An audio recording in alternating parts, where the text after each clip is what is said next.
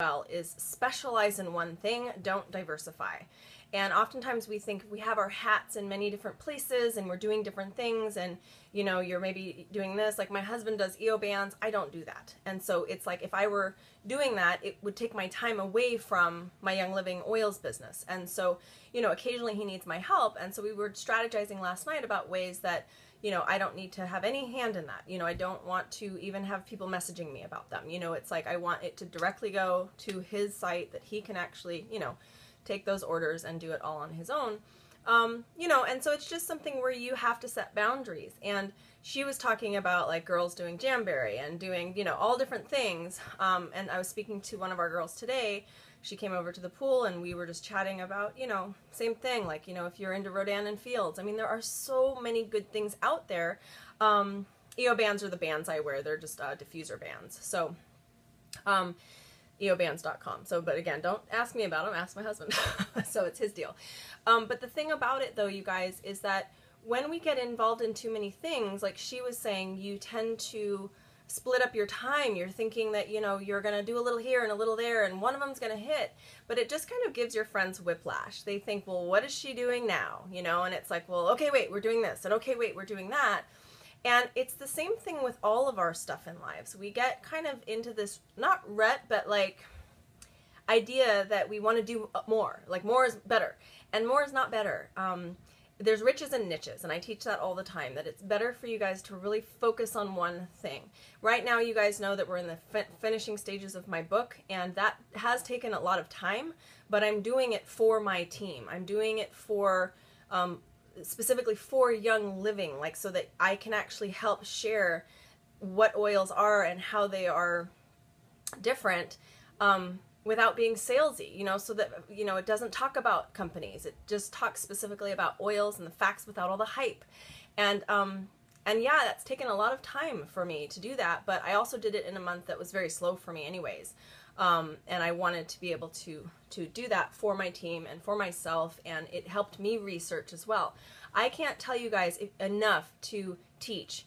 If you want to learn, teach, and it makes you learn. If you have to be accountable to teach something, you better bet that you're going to actually learn specifically more about what you're teaching. Like my mom and I talk about this all the time because she teaches as well. And I mean, I've been a teacher my whole life. I've taught high school, college, middle-aged kids. I've taught every gamut. Older people, I've taught like adult education classes.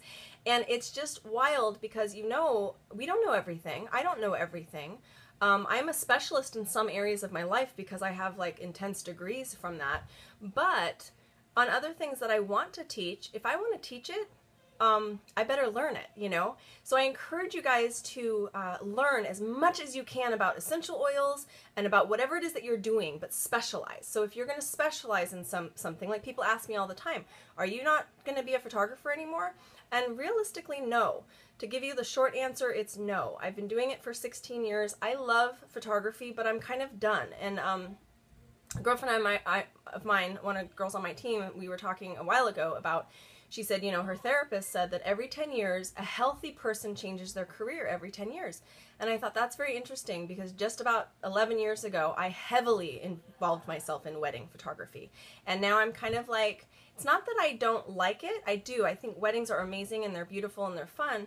But it's like my soul feels so much more like joyful when I'm able to share health and wellness.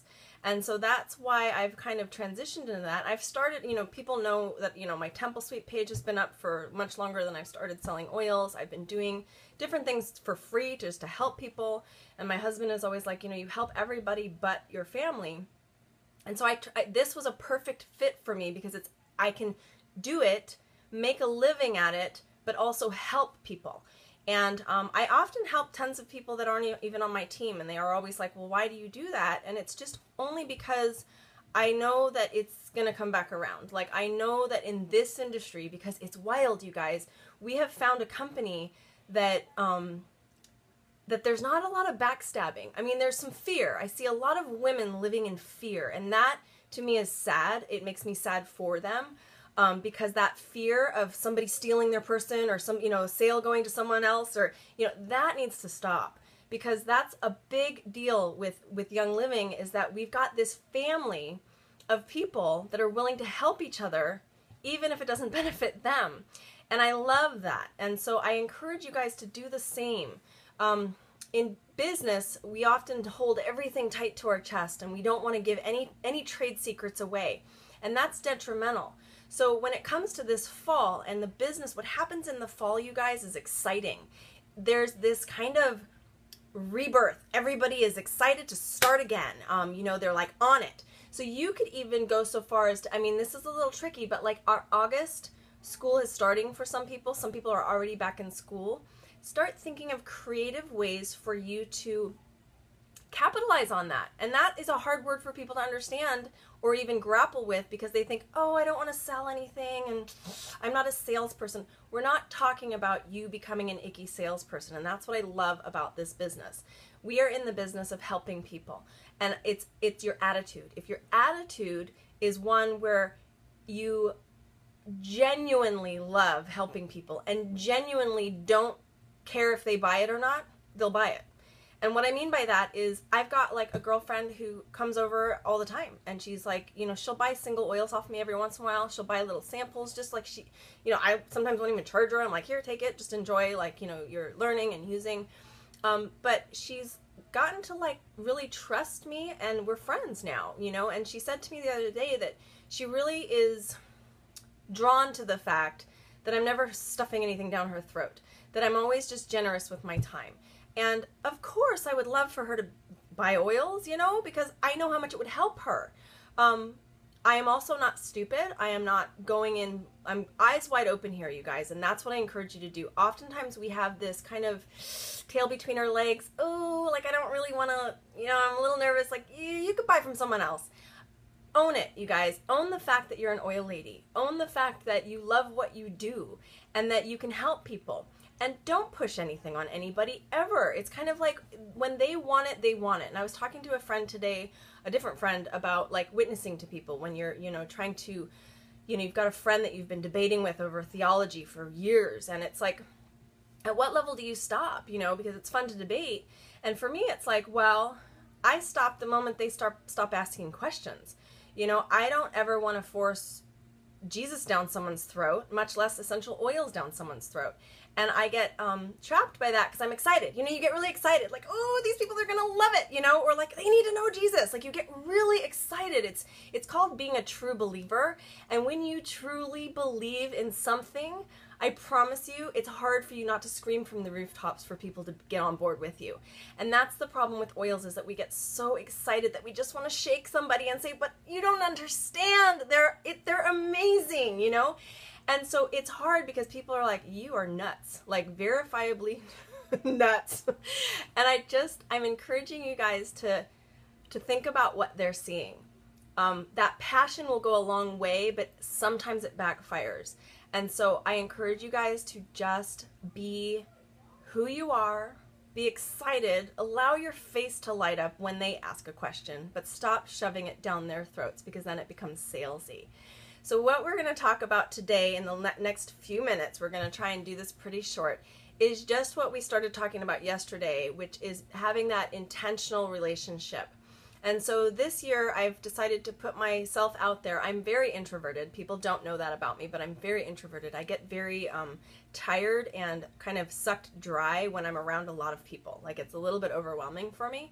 So that's why this is good. Teachers always have it good because they're in control. So, but most teachers are introverts, which is kind of interesting. And so I'm forcing myself to do a couple things. And I want to encourage you guys to do the same.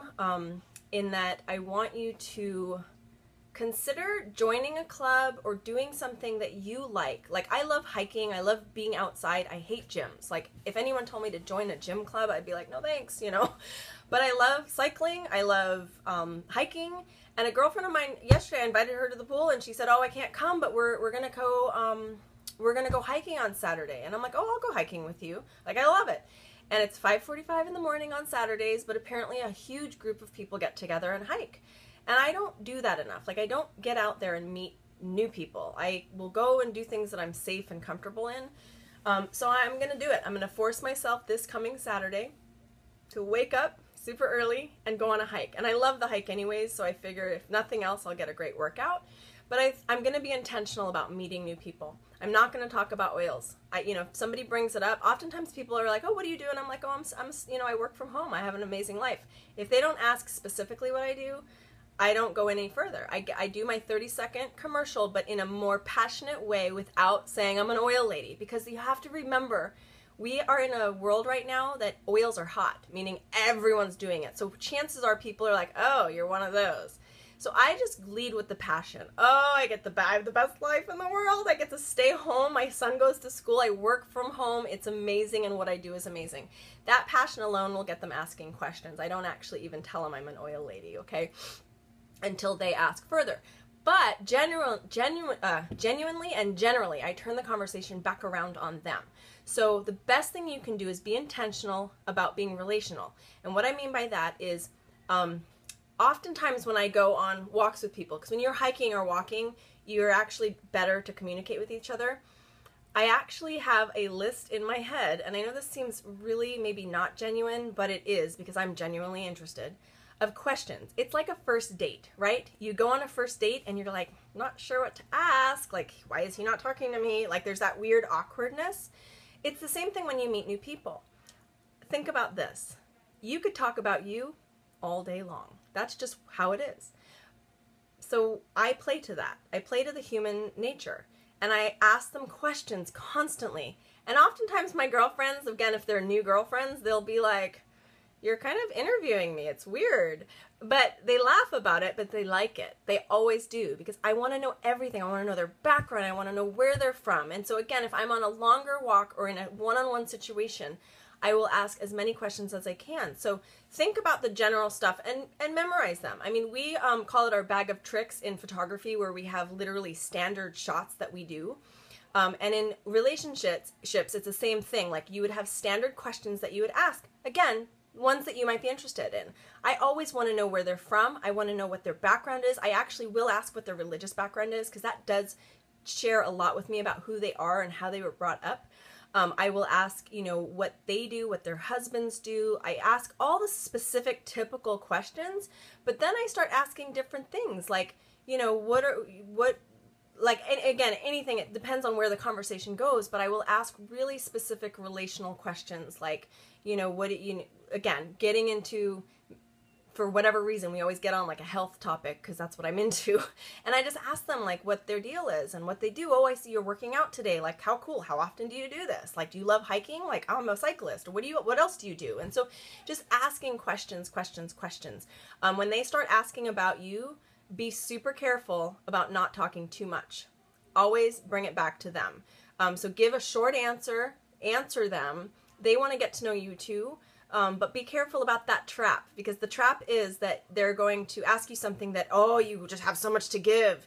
And I do that oftentimes with girls that I am mentoring, because it's like they're telling me their stuff, and I have to constantly remember I need to ask questions about them.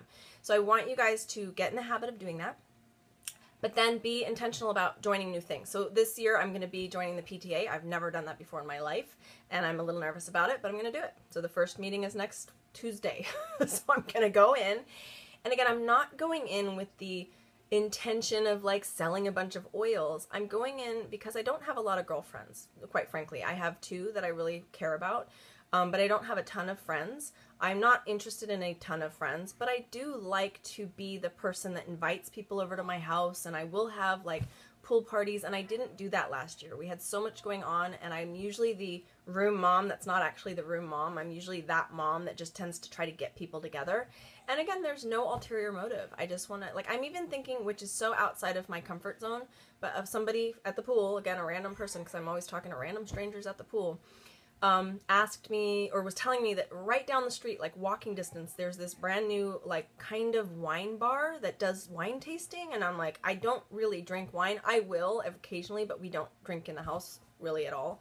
So, but it's not a huge deal to me. So I'm like, that could be fun to like get some girls together. And again, don't talk about oils. Don't talk about what you're selling. Don't sell anything to them. Just get to know people and enjoy life with them. And if you can live life with other people, eventually they're gonna figure out what you do and they'll ask. Again, it goes back to that social marketing.